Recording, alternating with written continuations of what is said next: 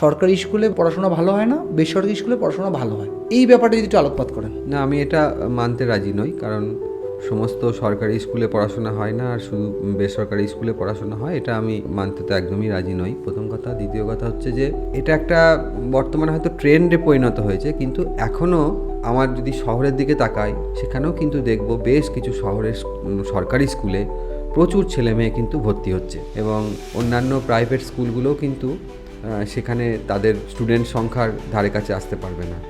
তো এখনও কিন্তু আমাদের সরকারি স্কুল হিসাবে তার যে ক্রেজ এখনও কিন্তু সম্পূর্ণ চলে যায়নি।